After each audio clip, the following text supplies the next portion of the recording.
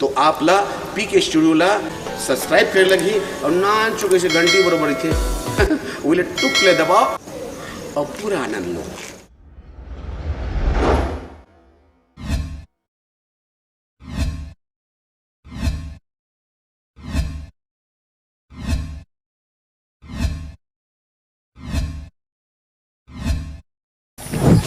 कैसे बेटा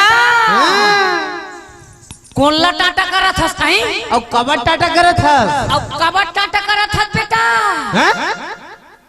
मड़ई घूमे लाए रहे हो का रे होंडा मारे हो रे कैसे बेटा ढेलवा झूले में का कर रहे हैं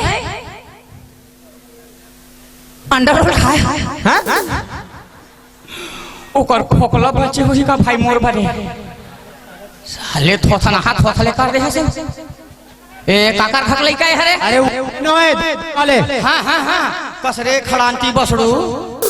यहां कैसे खड़पड़ाए बहात बेटा है मेला घुमा था मड़ई घुमा था साले दबेल दबेल के दबेली खावत हो गुपचुप खावत हो चाट खावत हो साले कटोरी तक नहीं बचावत हो गुपचुप के पानी बचे का भाई मोर ते दोनों द फेल रहे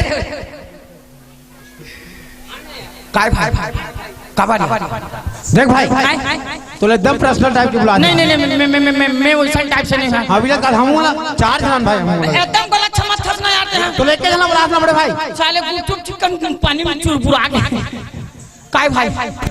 काय यार काय बे अब कैसे कहा है तोला सुरता नहीं रहा यार कहा तेत मोर बचपन के संगवारी यार वाह बेटा कैसे भूलवा रखा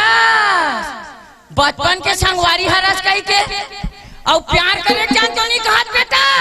चल भाई बचपन के संगवारी आज कही के साले दोनों गुपचुप लखा का क्या और पानी मोर बस हो दे शर्म नाम के कोई चीज है कबर पछीना बेटा हैं कबर यार कबर साले कट कट कट कट झिका था उखान चाहिए दे बेटा बड़ा वहां कट कट कट कट झिका था कबर आना भाई एक कलम धन भाई बे एकदम गुदु गुदु लाग के गो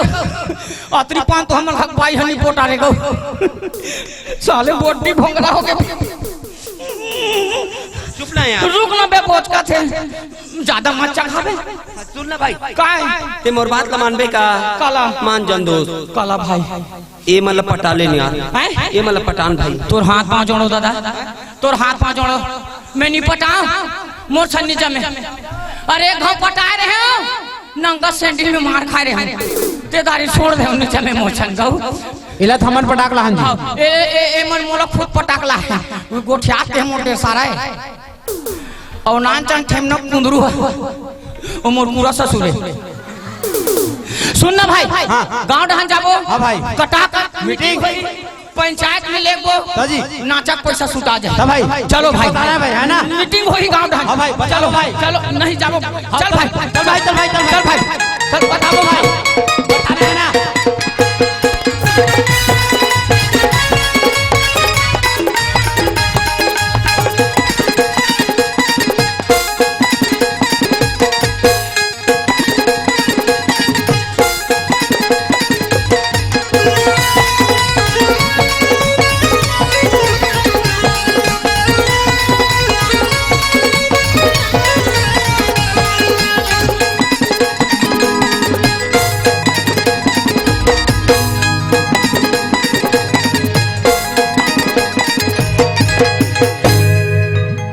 जे मर जहो रानी तोर प्यार मा मर जहो रानी इंतजार मा बहुत ही प्यारा सा गीत